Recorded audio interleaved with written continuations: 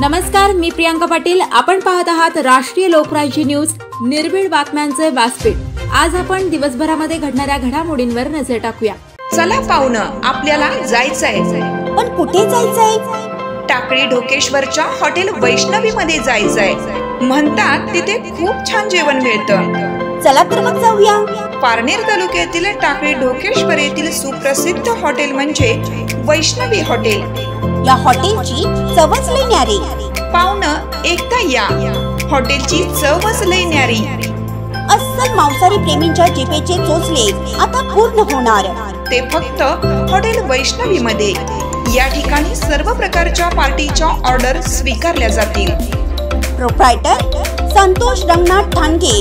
संपर्कासाठी mobile number 88 30 57 85 05।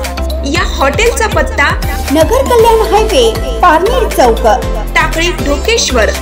अल्पवयीन मुलीस प्रेमाचे आमिष दाखवून फूस लावून पळवून नेऊन लैंगिक अत्याचार करणाऱ्या आरोपीस जेरबंद। शेवगाव पोलीस स्टेशनला दिनांक 4/6/2025 रोजी महिला वय 36 वर्ष, राहणार वडार गल्ली, शेवगाव, तालुका शेवगाव, जिल्हा अहिल्यानगर यांनी शेवगाव पोलीस स्टेशनला फिर्याद दिली की आरोपी आकाश सोमनाथ गिरम वय 25, राहणार शहर टाकळी, तालुका शेवगाव याने फिर्यादीचे अल्पवयीन मुलीस लग्नाचे व प्रेमाचे आमिष दाखवून दिनांक 1/6/2025 रोजी त्यांचे कायदेशीर रखवालीतून पळवून आरोपी काम करीत असलेल्या हॉटेल जगदंबा भातकुडगाव येथे घेऊन गेला व तेथे पीडितेस 4 दिवस ठेवले।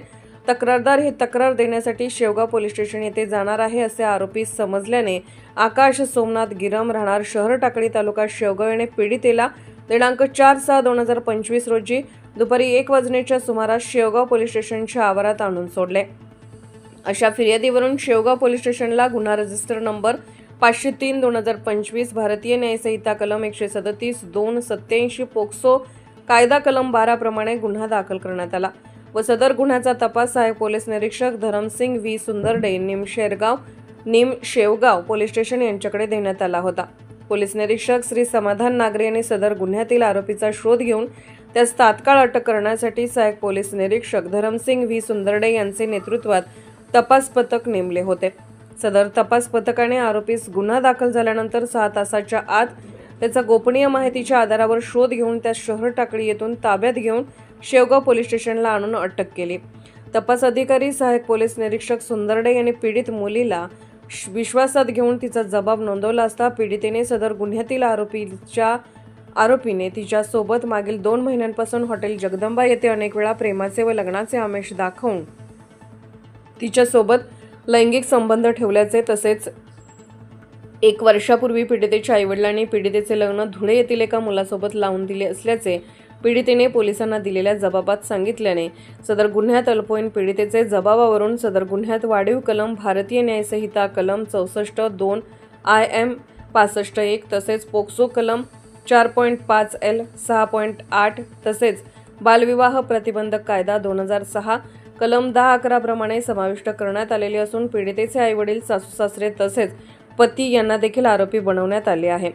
पीडितेची वैद्यकीय तपासणी करण्यात आलेली असून आरोपीस माननीय दिनांक 5/6/2025 रोजी जिल्हा व सत्र न्यायालयात हजर केले असता माननीय न्यायालयाने आरोपीस दिनांक 10/6/2025 पावेतो पोलीस कस्टडी रिमांड मंजूर केलेला आहे।